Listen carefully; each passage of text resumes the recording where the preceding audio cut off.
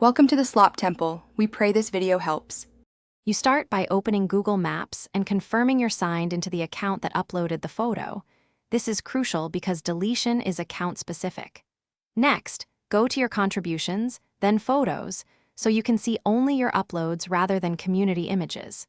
When you find the image, tap it to open the photo viewer or jump to the place page where the picture is attached.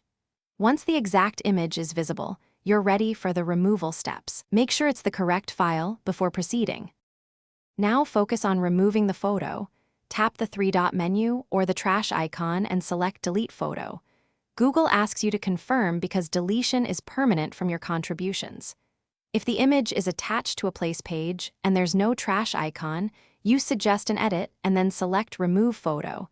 This flags it for removal from the place listing. Once you confirm, the system cues deletion. That clears it from your profile but may take time to update publicly, so be patient and watch for confirmation.